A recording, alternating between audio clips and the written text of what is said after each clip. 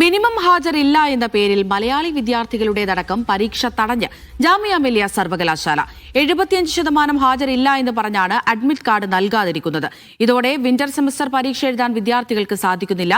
Medical certificate ഉൾപ്പെടെ സമർപ്പിച്ചിട്ടും അധികാര admit card നൽകിയില്ല എന്നും മാനസിക സംഘർഷത്തിലൂടെയാണ് കടന്നുപോകുന്നതെന്നും വിദ്യാർത്ഥികൾ മീഡിയ വണിനോട് പറഞ്ഞു.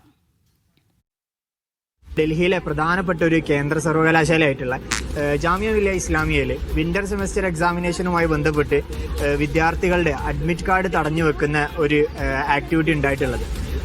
സാധാരണയായി യൂണിവേഴ്സിറ്റിയിൽ പരീക്ഷയുടെ അന്ന് രാവിലെയോ അല്ലെങ്കിൽ 1-2 ദിവസം മുന്നോടി ആയിക്കൊണ്ടാണ് അഡ്മിറ്റ് കാർഡ് റിലീസ് ചെയ്യാറുള്ളത്. എന്നാൽ ഈ വിധത്തിൽ അഡ്മിറ്റ് കാർഡ് വാങ്ങാനായിക്കൊണ്ട് ഡിപ്പാർട്ട്മെന്റിനെ അപ്രോച്ച് ചെയ്ത വിദ്യാർത്ഥികളോട് നിങ്ങൾക്ക് സ്റ്റിപ്പുലേറ്റ് ചെയ്തിട്ടുള്ള 75% അറ്റൻഡൻസ് ഇല്ല എന്ന പേരിൽ അഡ്മിറ്റ് കാർഡ് അവരുടേത് ഹോൾഡ് ചെയ്ത് വെക്കുകയും പരീക്ഷയിൽ അപ്പിയർ ചെയ്യാനുള്ള അവരുടെ അവസരം നിഷേധിക്കുന്ന ഒരു നടപടിയാണ് അഡ്മിനിസ്ട്രേഷന്റെ ഭാഗത്തു നിന്നും കഴിഞ്ഞ കുറച്ച് ദിവസങ്ങളായിട്ട് ഡൽഹിയിൽ നടന്നുകൊണ്ടിരിക്കുന്നത്.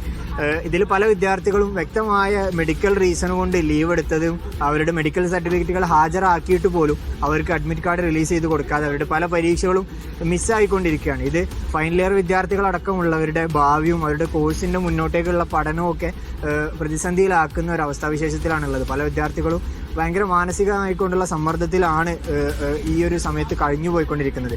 ഇതിനെതിരെ ശക്തമായ നടപടി ഉദ്യോഗസ്ഥ തലത്തിലും അതുപോലെ തന്നെ ഗവൺമെന്റ് തലത്തിൽ നിന്നും ഉണ്ടാവണം.